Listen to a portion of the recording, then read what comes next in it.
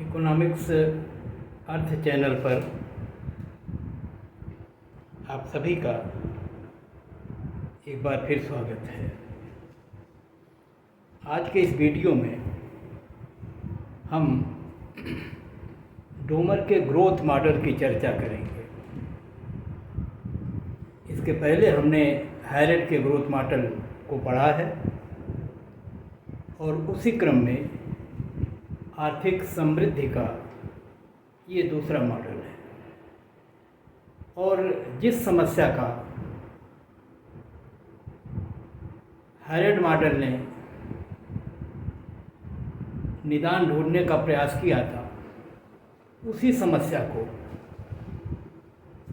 Domar ने अपने model में भी हल ढूंढने का एक प्रयास किया है। दोनों मॉडलों की जो तकनीक है वो अलग है, लेकिन दोनों के परिणाम लगभग एक जैसे हैं। जैसा कि हम जानते हैं कि पूंजीवादी देशों में जो इनस्टेबिलिटी की समस्या है, जिसमें आर्थिक क्रियाओं में उतार चढ़ाव या व्यापार चक्रीय स्थितियां देखी जाती हैं, उसी दिशा में इन दोनों अर्थशास्त्रियों ने ऐसी समृद्धि दर को ढूंढने का प्रयास किया जिसको यदि अर्थव्यवस्थाएं कायम रख सकें तो दीर्घकाल तक एक स्थिर दर से विकास संभव है और यह विकास चक्रीय उच्चावचनाओं से मुक्त होगा। लेकिन दोनों ही मॉडलों में ये पाया गया कि यदि उन शर्तों को या जो स्थिर समृद्धि की दर को बनाए रखने के लिए ज़रूरी हैं, अगर वे नहीं पूरी कर मिलती और अर्थव्यवस्थाएं संस्थित दर से विचलित होती हैं तो तेजी और मंदी की स्थितियां उत्पन्न होंगी। तो डोमर मॉडल को पढ़ने से पूर्व हम उसमें प्रयुक्त कुछ अवधारणाओं को आपको स्पष्ट कर दें, जो बीच में आपको मॉडल के भीतर उसे सिद्ध करने की ज़रूरत नहीं पड़ेगी। और यहाँ हम एक बात और बता दें, आप हैरेड मॉडल में भी डिस्क्रिप्शन बॉक्स में जाके जो कुछ पढ़ाते समय छूटा है उसे विस्तार से वहाँ मैंने लिख दिया है। और डोमर मॉडल में भी सारी चीज़ें जो समयाभाव के कारण इस वीडियो में नहीं अच्छी तरह बता मिलेगी, वो डिस्क्रिप्शन बॉक्स में हमने हिंदी में बहुत स्पष्ट लिखा हुआ है, तो डिस्क्रिप्शन बॉक्स आप ज़रूर खोल के पढ़िएगा। तो यहाँ मैं आपको बता दूं कि अपने मॉडल में डोमर निवेश या इन्वेस्टमेंट के वृद्धि की दर बात करते हैं, rate of increase in investment. और डोमर ये मानते हैं कि किसी समय अवधि में अगर संस्थित की स्थिति में अर्थव्यवस्थाएं हैं पूर्ण रोजगारी है, वैसी स्थिति में जो निवेश की वृद्धि दर होती है वही आय वृद्धि की दर भी होती है। इसलिए मॉडल के भीतर जहाँ कहीं हमको निवेश के वृद्धि की दर मिलेगी, हम उसको आय के वृद्धि की दर के रूप में देखेंगे। और वो समझाने के लिए हम आपको ये भी बता दें कि डोमर भी ये मानते हैं कि अर्थव्यवस्था में वास्तविक निवेश जो रियल इन्वेस्टमेंट है, एक्चुअल इन्वेस्टमेंट है, वो उतना ही होगा जितना एक्चुअल सेविंग है। और जो एक्चुअल सेविंग है, डोमर भी हैरेड की भांति ये मानते हैं कि वो जिस समय की ये बचत है उसी समय की आय का वह एक निश्चित अंश है। और इस तरह से डोमर मॉडल में भी समय अंतराल को सम्मिलित नहीं किया गया है, सभी चर एक ही समय से संबंधित है। और इस दृष्टि से यदि हम देखें तो हम दो बात कह रहे हैं कि बचत जो है, टी समय की बचत टी समय की आय का एक निश्चित अंश है, और ये निश्चित अंश जो है वो बचत आय अनुपात या बचत प्रवृत्ति के रूप में जाना जाता है, जो कुल बचत और कुल आय का अनुपात होती है। और इसे डोमर भी स्थिर मानते हैं। और जितनी बचत होती है बिल्कुल उतना ही निवेश होता है। इस नाते एक्चुअल सेविंग और एक्चुअल इन्वेस्टमेंट बराबर होते हैं। और इस आधार पर हम आपको ये दिखाने का प्रयास कर रहे हैं कि निवेश की दर और आय की दर दोनों बराबर होंगी डोमर मॉडल में। और उसको हमने इस मॉडल को शुरू करने से पहले ही यहाँ बोर्ड पर देखिए लिखा है, और इसको डिस्क्रिप्शन बॉक्स में भी हमने अच्छी तरह से लिख करके समझाया हुआ। और वो ये है कि S T is function of Y T और S T is equal to A Y T, जहाँ ए जो है वो बचत प्रवृत्ति है, सेविंग इनकम रेशियो है, और ये एस जो है वो स्थिर है, और वाई टी जो है टी समय की आय है, और एस टी जो है टी समय की बचत है। और क्योंकि संतुलन में डोमर मानते हैं कि जो बचत होती है वही निवेश होता है, इस नाते एस टी और आई टी दोनों बराबर होंगे। तो एस टी बराबर आई टी होगा, और जब एस टी बराबर आई टी होगा तो एस टी बराबर ए वाई टी है, तो आई टी बराबर भी ए वाई टी होगा। और इस स्थिति में इस समीकरण के आधार पर हम ये भी कह सकते हैं कि जब आय में वृद्धि होगी तो निवेश में वृद्धि होगी, या निवेश में वृद्धि होगी तो आय में वृद्धि होगी।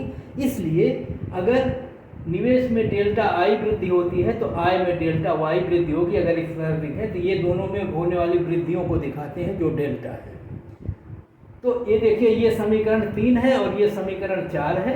इस समीकरण 4 में समीकरण 3 से अगर हम भाग दें, अर्थात इस पक्ष को इससे भाग दे दें, इस पक्ष को इससे भाग दे दें, तो ये नीचे हमने लिख दिया है डेल्टा वाई टी को आई टी से भाग दिया, और डेल्टा वाई टी को ए वाई टी से भाग दिया। और जब हम भाग देंगे तो ये कट जाएगा और ये राशि बचेगी डेल्टा आई टी बटा आई टी, जिसका मतलब होता है निवेश में वृद्धि बटा पहले वाला निवेश, ये निवेश की वृद्धि की दर है। और इधर बनता है डेल्टा वाई टी बटा वाई टी, जिसका मतलब होता है आय में वृद्धि बटा पहले की आय, और ये आय वृद्धि की दर है। और इस प्रकार से डोमर की अपनी मान्यता के अनुसार ये हम बता सकते हैं कि जो निवेश की वृद्धि की दर होती है वही आय वृद्धि की दर भी होती है। और आगे मॉडल में हमें संतुलन की स्थिति में निवेश की वृद्धि की दर मिलेगी और उसको हम आय की वृद्धि की दर के रूप में देखेंगे।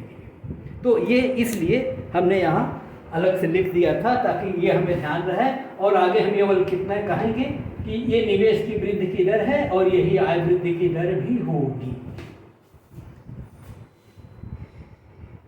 एक और टर्म का प्रयोग करते हैं डोमर अपने मॉडल में, और वो टर्म है सिग्मा।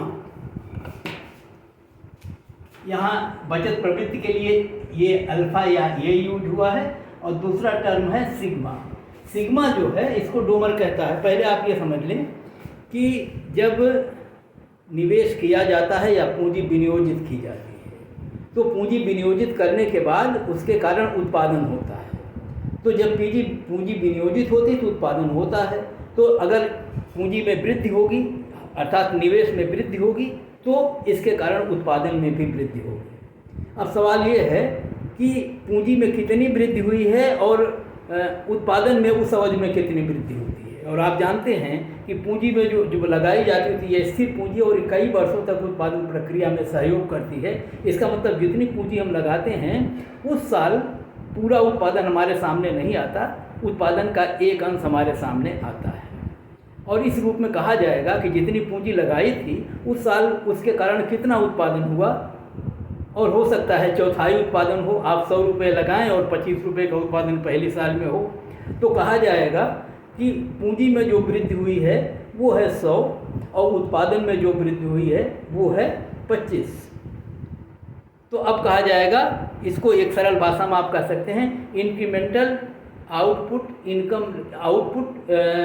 कैपिटल रेशियो, अर्थात कितनी कैपिटल आपने लगाई थी, अर्थात पूंजी में कितनी वृद्धि हुई थी इस साल, और इस साल उत्पादन में कितनी वृद्धि हुई।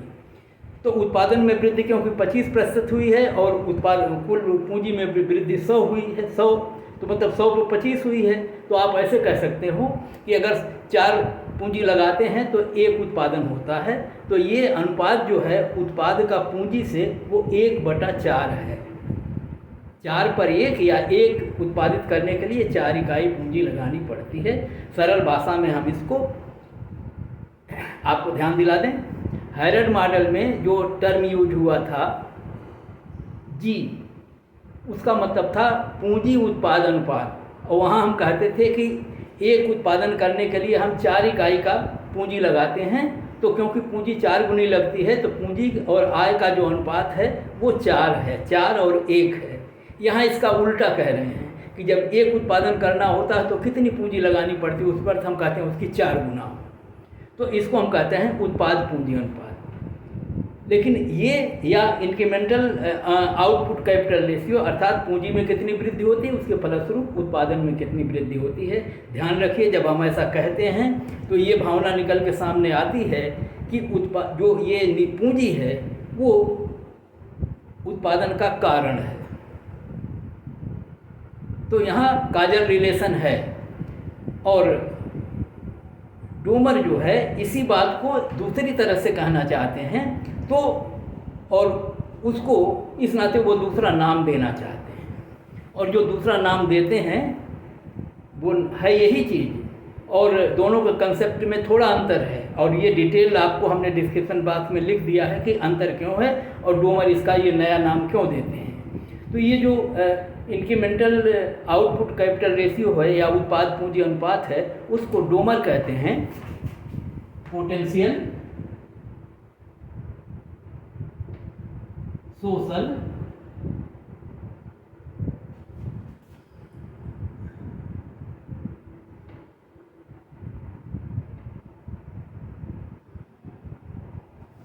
Productivity, social average productivity.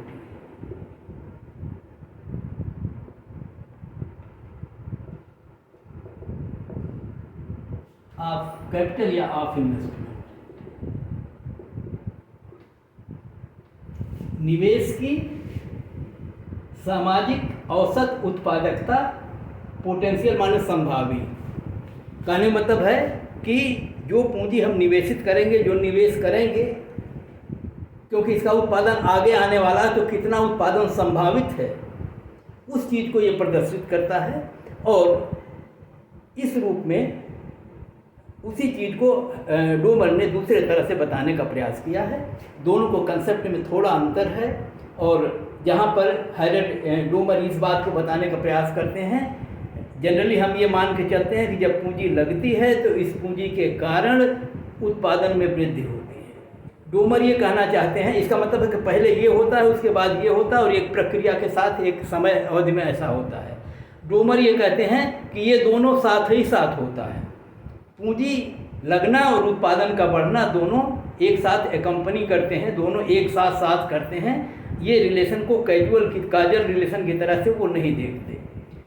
और इसी तरह से केवल राष्ट्रीय आय वृद्धि कितनी होती है उस संदर्भ में इस उत्पादकता को वो नहीं देखते हैं। तो इस रूप में हम संक्षेप में आपको बता दें कि potential social average productivity of investment, इसका जो अर्थ होता है वो ये है कि जब निवेश किया जाता है तो इस निवेश के कारण, जितना निवेश हम करते हैं उसके कारण उसी वर्ष में कितना उत्पादन होने की संभावना है उस, और क्योंकि ये एवरेज होगा, क्योंकि जितना निवेश अर्थव्यवस्था में किया जाएगा, ये अर्थव्यवस्था का तमाम वस्तुओं का उत्पादन होगा, और सारे वस्तुओं के उत्पादन के औसत को हमको देखना है, इस नाते औसत उत्पादकता कह रहे हैं। और क्योंकि पूरी अर्थव्यवस्था या पूरे समाज में समस्त उत्पादन को ये सम्मिलित करते हैं, इस नाते इसको सोशल कह रहे हैं।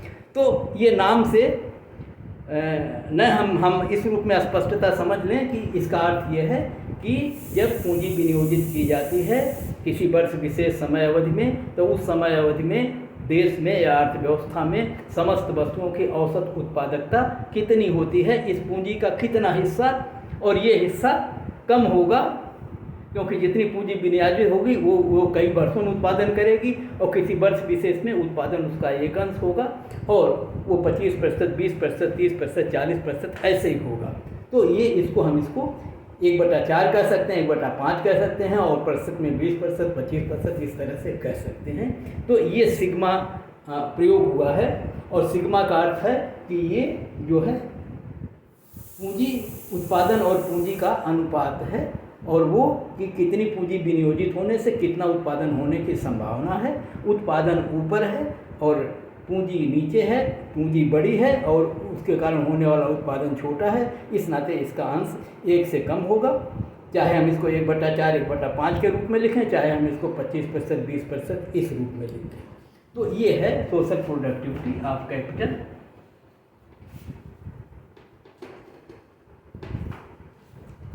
अब इसको आप ऐसे समझ लीजिए कि भूमिका के तौर पर इसको हमने आपसे पहले से बता दिया। अब हम सीधे आते हैं डोमर मॉडल पर। तो डोमर मॉडल अब हम प्रारंभ करते हैं, और ये प्रारंभ में जब हम कहते हैं तो डोमर ये कहते हैं, डोमर का मॉडल भी पूर्ण रोजगार के स्थिति से संबंधित है, क्योंकि जो विकसित अर्थव्यवस्थाएं हैं उन्हें माना जाता है कि वो पूर्ण रोजगार के स्तर पर काम कर रही हैं, और वो पूर्ण रोजगार का स्तर बना रहे और अर्थव्यवस्था में उच्चावचन न आए, ऐसे एक समृद्धि की दर को ढूंढना है। और वो शर्त क्या होगी, और वो शर्त का मतलब बचत कितना हो, निवेश कितना हो, उत्पादन कितना हो, आय कितना बढ़े। इसी संदर्भ में ये मॉडल जो है कुछ निष्कर्ष निकालने का प्रयास करता है।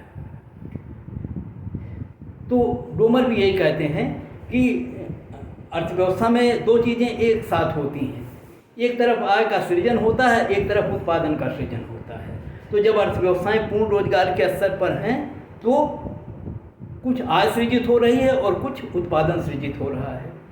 यदि कीमतों को हम स्थिर मान लें कि जो कीमतें अर्थव्यवस्था में वो वैसे बनी हुई हैं, तो आय जो मिलती है और जो उत्पादन होता है, तो आय जो मिलती है ये मौद्रिक रूप में है, जो उत्पादन मिलता है वो भी उसको मौद्रिक रूप में बदला जाएगा, कितनी कीमतों पर ये बिकेगा उस संदर्भ में। और अगर जितना उत्पादित वस्तुओं का मूल्य है और जितना लोगों की आय है, अगर ये दोनों बराबर हों और लोग अपनी पूरी आय से इन सारी वस्तुओं को खरीद लें, तो पूरी की पूरी विश्व में बिक जाएंगी और अगले चरण में उत्पादन फिर वैसे होगा, अर्थव्यवस्था पूर्ण रोजगार की स्थिति में बनी रहे। लेकिन अगर ऐसा न हो, आय ज़्यादा हो जाए उत्पादन से या आय कम हो जाए, तो वैसी स्थिति में उच्चावचन की स्थितियाँ आएंगी। तो डोमर मॉडल इसी संदर्भ में एक प्रयास है। और अब हम डोमर मॉडल प्रारंभ करते हैं। डोमर मॉडल में डोमर ने निवेश की मतलब इन्वेस्टमेंट की एक दोहरी भूमिका देखी है, या ये माना है कि निवेश दोहरी भूमिका अदा करता है आर्थिक क्रियाओं में। और जो दोहरी भूमिका है वो इस तरह से है। नंबर 1, निवेश जो है वो आय का सृजन करता है, अर्थात जब उत्पादन किया जाता है, उत्पादन जब निवेश किया जाता है, तो निवेश के कारण एक और आय में वृद्धि होती है। और जो आय में वृद्धि होती है, इसी आय वृद्धि से, क्योंकि वस्तुओं और सेवाओं की मांग की जाती है, इसलिए कहा जाता है ये निवेश या पूंजी का मांग पक्ष है। आय में वृद्धि होगी और इसके माध्यम से वस्तुओं सेवाओं की मांग होगी। इस नाते ये आय में जो वृद्धि है ये निवेश या पूंजी का मांग पक्ष है। तो निवेश आय का सृजन करता है, ये इसका मांग पक्ष है। दूसरी ओर वो कहते हैं कि निवेश उत्पादन की क्षमता का सृजन करता है, अर्थात उत्पादन क्षमता में अभिवृद्धि करता है, अर्थात निवेश करने से वस्तुओं और सेवाओं का उत्पादन होता है। तो और ये कहेंगे ये निवेश का पूर्ति पक्ष है, जो उत्पादन करता है, उत्पादन सृजित करता है, वस्तुओं सेवाओं का उत्पादन करता है, ये पूर्ति पक्ष है। और आय का सृजन करता है, ये मांग पक्ष है। और वो कहते हैं कि अगर पूर्ति पक्ष और मांग पक्ष दोनों बराबर हैं तो अर्थव्यवस्था पूर्ण रोजगार की स्थिति में बनी रहेगी। लेकिन अगर इसमें असामंजस्य उत्पन्न हो जाए, दोनों बराबर न हो, तो अर्थव्यवस्था में उच्चावचन की स्थितियां आएंगी। और अब हम दिखाने का प्रयास करेंगे कि डोमर के रूप के दृष्टिकोण से या मॉडल में जो उन्होंने बताया है कि कितनी वो किसी वर्ष में कितनी आय का सृजन करते हैं और किसी वर्ष में कितनी पूर्ति का सृजन करता है निवेश, उस संदर्भ में हम उसको देखने का प्रयास करेंगे। यहाँ पर डोमर अपने मॉडल में मांग पक्ष की व्याख्या करते समय मल्टीप्लायर का प्रयोग करते हैं, गुणक का उपयोग करते हैं, और पूर्ति पक्ष में वो एक्सेलरेटर का प्रयोग करते हैं। तो मल्टीप्लायर में हमने देखा है कि किसी अर्थव्यवस्था में जब निवेश किया जाता है तो आय में कितनी वृद्धि होती है, तो हम कहते हैं आय में गुणक गुना वृद्धि होती है। तो आप कहते हो गुणक का मान कितना होता है, तो गुणक का मान या तो उपभोग की प्रवृत्ति के रूप में हम निकाल सकते हैं या हम बचत प्रवृत्ति के रूप में निकाल सकते हैं। डोमर ने अपने मॉडल में, क्योंकि अभी जो हमने यहाँ लिखा था कि एस या I is equal to A Y T, तो ये जो ए है ये बचत की सीमांत प्रवृत्ति है, मार्जिनल प्रोपेंसिटी टू सेव है। और मार्जिनल प्रोपेंसिटी टू सेव जो होती है उसके संदर्भ में जब हम गुणक का मान कहते हैं तो हम कहते हैं के बराबर होता है 1/a, और जब हम उपभोग प्रवृत्ति के रूप में कहते हैं 1/1 - c कहते हैं। या यहाँ पर c और क्योंकि है डोमर मॉडल में एस की जगह पर ये यूज हुआ है या अल्फा यूज हुआ, उसमें हम ए ही लिख रहे हैं। तो इस प्रकार से ए अगर उपभोग की बचत की सीमांत प्रवृत्ति हो तो 1/a जो है ये गुणक का मान होगा। अब वो कहते हैं कि अगर निवेश जितना होता है तो उत्पादन में आय में कितनी वृद्धि होगी, तो हम कहेंगे उतनी वृद्धि होगी जितना गुणक का मान होगा, और अर्थात उस निवेश को हम इस गुणक के मान अर्थात 1/a से अगर गुणा कर दें तो ये गुणक का मान हमको प्राप्त हो जाएगा, और हम इसको इस रूप में बता सकते हैं। और इस रूप में अगर हम बताने का प्रयास करें तो आप कह सकते हैं कि निवेश के कारण आय में कितनी वृद्धि होगी, तो कहते हैं आय में जो वृद्धि होगी वो इस पर निर्भर करेगी कि कितना निवेश हुआ है और कितना गुणक का मान है। अगर इन दोनों का गुणा कर दें कि जो डेल्टा आई है जितना निवेश में वृद्धि हुई है और उसमें जो गुणक का मान है 1/a, ये यहाँ पर बचत की सीमांत प्रवृत्ति है। जैसे मान लीजिए वो 20% होगी या 0.25 होगी, 0.2 होगी, ऐसे। तो वैसी स्थिति में ये गुणक का मान है और ये उपभोग है, निवेश में होने वाली वृद्धि है, और दोनों का गुणनफल जो होगा वो आय में वृद्धि को प्रदर्शित करेगा। तो डोमर मॉडल में आय में कुल कितनी वृद्धि होगी या निवेश के कारण जो मांग पक्ष है वो क्या होगा, वो होगा डेल्टा आई इंटू 1/a। और यहाँ पर आप जानते हैं कि a का मान जितना ही कम होता है गुणक का मान उतना ही ज़्यादा होता है। तो उस दृष्टि से इसको इस रूप में देखा जा सकता है। तो ये उसका मांग का पक्ष है, आय का पक्ष है, जो निवेश के कारण उपभोग में वृद्धि होती है। और इस प्रकार ये निवेश वृद्धि और गुणक के मान का गुणनफल के बराबर होती है। और इस रूप में हम देख सकते हैं कि अर्थव्यवस्था में अगर उत्पादन का ये मांग पक्ष है तो अब हमको ये भी देखना पड़ेगा उत्पादन का पूर्ति पक्ष क्या होगा। तो हमने मांग पक्ष की व्याख्या बता दी आपको। ये निवेश का जो पहला पक्ष है मांग पक्ष है, और निवेश के कारण जो आय में वृद्धि होती है वो आय की वृद्धि जो है डेल्टा आई अर्थात निवेश में वृद्धि गुणे गुणक का मान अर्थात 1/a, ये होगी कुल आय में वृद्धि। और दूसरा है इसका सप्लाई साइड, निवेश का जो सप्लाई साइड पूर्ति पक्ष है ये उत्पादन क्षमता में वृद्धि के रूप में देखा गया है। तो उत्पादन क्षमता में वृद्धि कितनी होगी ये इस पर निर्भर करेगा कि कितना निवेश हो रहा है, और पूंजी की जो अभी हमने कहा था potential social average productivity of investment क्या है, अर्थात जब हम निवेश करेंगे तो जो निवेश करेंगे उसका कितना प्रतिशत भाग उत्पादन के रूप में उस वर्ष में हमको मिलेगा। और इसको सरल भाषा में जैसे हम कह रहे थे कि ये पूंजी की उत्पादकता है या सीमांत उत्पादकता है, लेकिन क्योंकि जो सीमांत उत्पादकता है या जो इंक्रीमेंटल आउटपुट कैपिटल रेशियो है, डोमर उससे अपने इस अवधारणा को थोड़ा अलग रखना चाहते, इस नाते उन्होंने नाम उसका बदला है। और इस रूप में हम कह सकते हैं कि जो उनकी पूंजी की औसत उत्पादकता है और उसके गुणनफल के बराबर होगी, जितना निवेश हुआ है उसका, अगर वो उत्पादकता 25% है तो निवेश का 25% उत्पादन में वृद्धि होगी। तो ऐसी स्थिति में उत्पादकता में होने वाली जो वृद्धि है वो निवेश गुणा वो जो average social average productivity potential productivity of investment है उसको उन्होंने सिग्मा से दिखाया। तो हम इसको सिग्मा से गुणा कर दें तो ये जो हो जाएगा सप्लाई साइड ऑफ इन्वेस्टमेंट है जो उत्पादन क्षमता में वृद्धि को प्रदर्शित करेगा। अर्थव्यवस्था में उत्पादन क्षमता में कितनी वृद्धि हुई है और ये पूर्ति के रूप में देखी जाएगी, और ये इन्वेस्टमेंट का पूर्ति पक्ष है।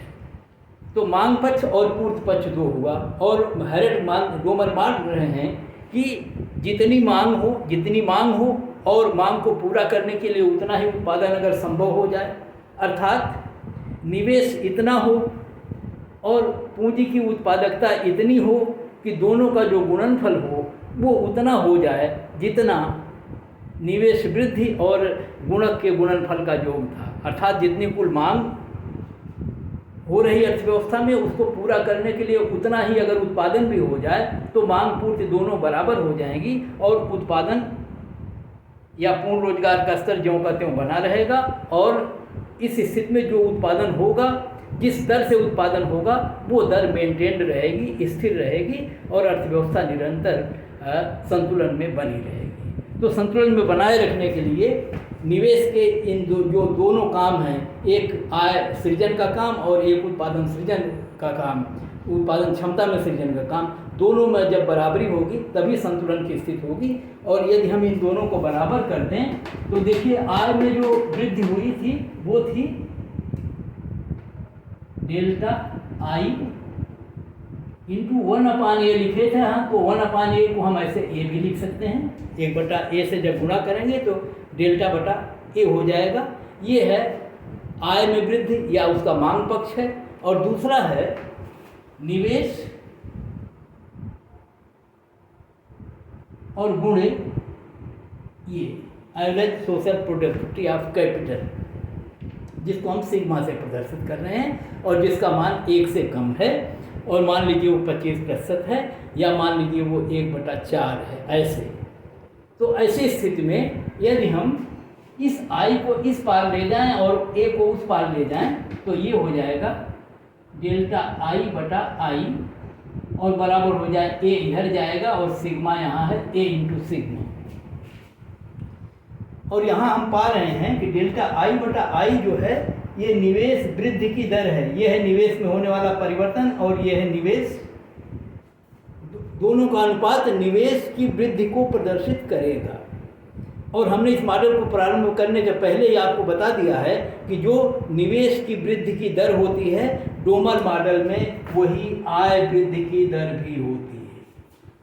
और इसलिए अब इसको ऐसे भी हम लिख सकते हैं कि आय की वृद्धि क्योंकि इसी निवेश वृद्धि के बराबर होती है, इस नाते ए इंटू सिग्मा के बराबर होगी।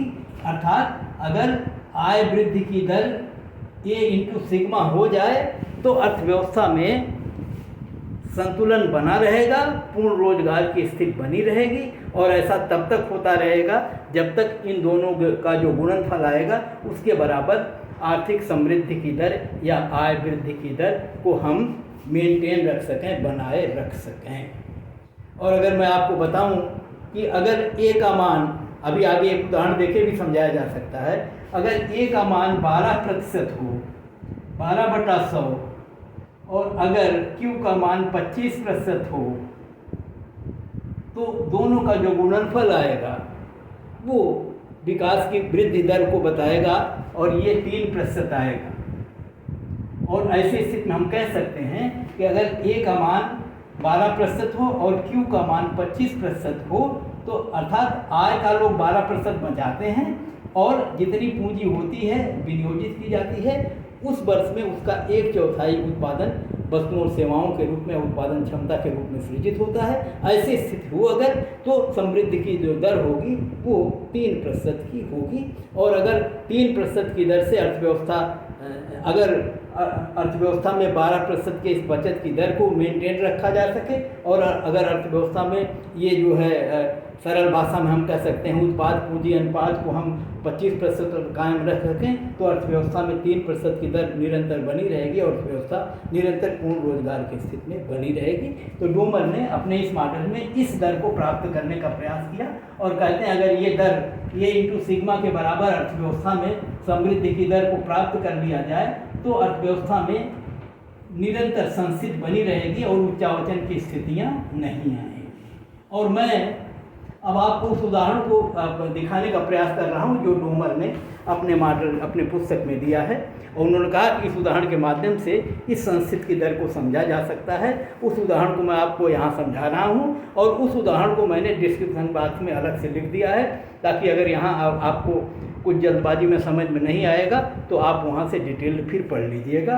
तो मैं आपको बता रहा हूँ कि डोमर ये मान के चल रहे हैं कि मान लीजिए कि अर्थव्यवस्था में उत्पादन की जो क्षमता, ये जो Q है, कैपिटल आउटपुट रेशियो, ये जो 25% है, और A का मान जो है वो 12% है, और जो Y है अर्थव्यवस्था में पूर्ववत वो 150 बिलियन डॉलर है।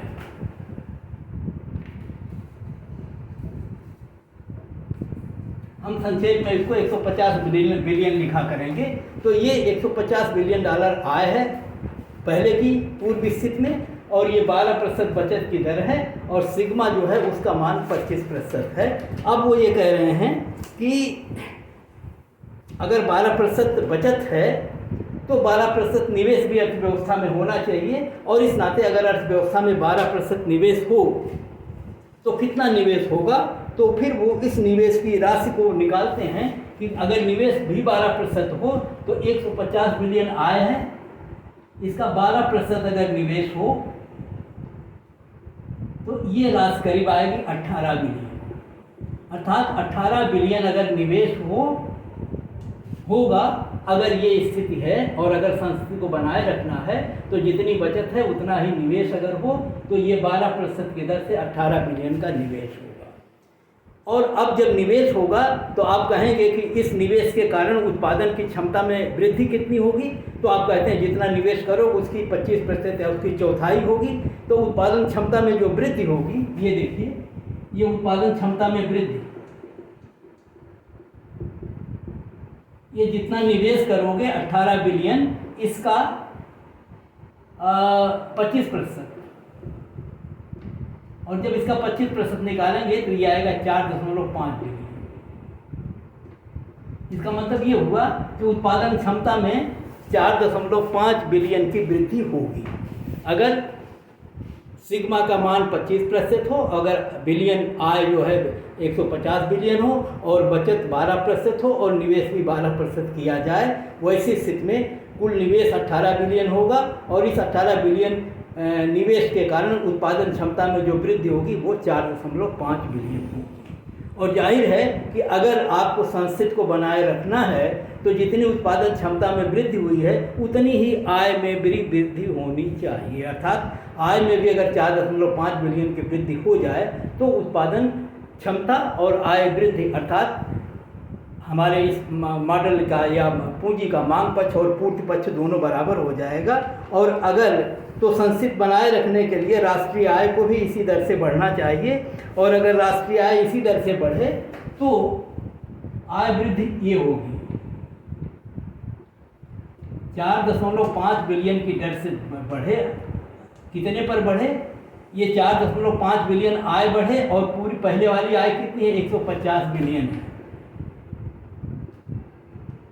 तो ये जो आप निकालोगे तो ये निकल के आएगा तो 3% आएगा। तो ये आय वृद्धि की जो दर है ये 3% होनी चाहिए, और अगर 3% हो जाए तो उसी स्थिति में होगी जब आय में होने वाली वृद्धि भी 4.5 बिलियन की हो, और हमारी पहले वाली आय जो 150 अर्थात 150 पर आय वृद्धि जो है 4.5 बिलियन हो जाए, और 4.5 बिलियन ये उत्पादन क्षमता में भी वृद्धि हो जाए, और दोनों अगर बराबर हो जाएं तो आय वृद्धि की दर 3% होगी, और ये संस्थिति की वृद्धि दर होगी। और ये दर वही है जो ये देखिए A इंटू सिग्मा है, क्योंकि यही संस्थिति की वृद्धि की दर थी यही। तो A का मान था 12% और Q का मान, सिग्मा का मान था 25%, और दोनों का जो भागफल आएगा वो 3%। तो इसका मतलब ये हुआ कि इस स्थिति में आय की वृद्धि दर 3% रहेगी, और उत्पादन क्षमता में जो वृद्धि होगी वो भी 4.5 बिलियन की है। आय में जो वृद्धि होगी अगर वो भी 4.5 बिलियन हो तो अर्थव्यवस्था 3% की दर से बढ़ेगी, और 3% की दर से अगर बढ़ेगी तो पूर्ण रोजगार की स्थिति में अब भी वो यथावत बनी रहेगी। तो इस उदाहरण के माध्यम से इसको हमने समझाने का प्रयास किया। और अब आपको फिर बता दें, ये सतत विकास की दर है। इस दर को अगर हम प्राप्त कर लें, अगर ये दर A इंटू सिग्मा के बराबर हो जाए तो अर्थव्यवस्था में उच्चावचन नहीं आएंगे और अर्थव्यवस्था सदैव एक स्थिर गति से अर्थात इसी 3% की दर से निरंतर विकसित होती रहेगी और अर्थव्यवस्था में निरंतर पूर्ण रोजगार बना रहेगा। लेकिन डोमर भी कहते हैं कि लेकिन ऐसा संभव नहीं हो पाता और इसमें विचलन हो जाता है। कहने का मतलब यह है कि ये जो आय वृद्धि है की दर है और ये जो ये वृद्धि की दर है, ये बराबर अगर न हो तो वैसी स्थिति में दो स्थितियां हो सकती हैं। एक स्थिति ये होगा कि डेल्टा वाई बटा वाई या आय की वृद्धि दर जो है ये कम हो जाए, किससे? A इंटू सिग्मा से। अर्थात संस्थिति की दर जो आवश्यक है उसकी तुलना में आय वृद्धि की दर अगर कम हो जाए तो इसका मतलब ये हुआ कि अर्थव्यवस्था में उत्पादन क्षमता ज़्यादा सृजित हो गई है और अर्थव्यवस्था में इस उत्पादन क्षमता को खरीदने के लिए जो मांग है, आय में वृद्धि हो रही है, वो कम है। अर्थात आय कम है और उत्पादन ज़्यादा हो गया है। उत्पादन ज़्यादा होने का मतलब हुआ अर्थव्यवस्था में ओवर प्रोडक्शन हो गया, अति उत्पादन हो गया है। जितनी मांग है उससे ज़्यादा उत्पादन हो गया है। और जब ऐसा होगा तो आप जानते हैं कि अगले अवधि में अब उत्पादन घटेंगे, क्योंकि उत्पादन ज़्यादा हो गई है, मांग कम है। तो जब उत्पादन घटेंगे तो अर्थव्यवस्था जो है संस्थित दर से विचलित हो जाएगी। जिस दर से वो जा रही थी वहाँ से नीचे आय गिरेगी तो ये मंदी की ओर अग्रसर होगी। और ये भी कहते हैं कि ये निरंतर ये क्रम चलता रहेगा और इस क्रम में ये अर्थव्यवस्था निरंतर जो साम्य स्थिति थी जिस पर हम पूर्ण रोजगार का स्थायित्व बना रहे थे उससे वो विचलित होकर और निरंतर मंदी की ओर आगे बढ़ेगी। अर्थव्यवस्था संस्थित दर से दूर होती चली जाएगी।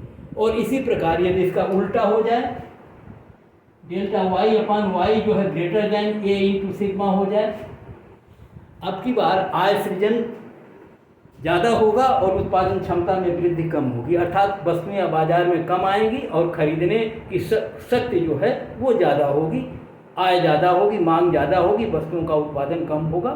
और वैसी स्थिति में न्यून या अंडर प्रोडक्शन हो जाएगा। जितना उत्पादन अर्थव्यवस्था में होना चाहिए उतना नहीं होगा। तो जब उत्पादन कम होगा तो उस उत्पादन को पूरा करने के लिए निवेश बढ़ाए जाएंगे और ऐसी स्थिति में अर्थव्यवस्था में इस स्थिति में तेज़ी या बूम की स्थितियाँ आएंगी, प्रॉस्पेरिटी की स्थितियाँ आएंगी और अर्थव्यवस्था संस्थित दर से और ऊपर की ओर विचलित होकर बढ़ेगी और निरंतर तेज़ी की स्थिति में बढ़ेगी। तो अब अर्थव्यवस्था में अस्थिरता आ जाएगी अगर इस दर को मेंटेन न रखा जा सके।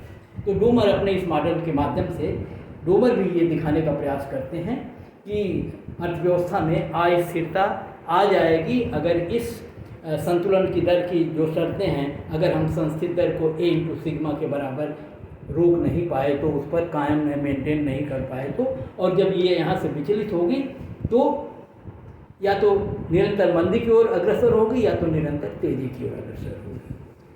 तो जो निष्कर्ष डोमर हैरड मॉडल में थे बिल्कुल वही डोमर मॉडल में निकलते हैं, लेकिन हैरड की जो संकल्पना या मॉडल था वो दूसरे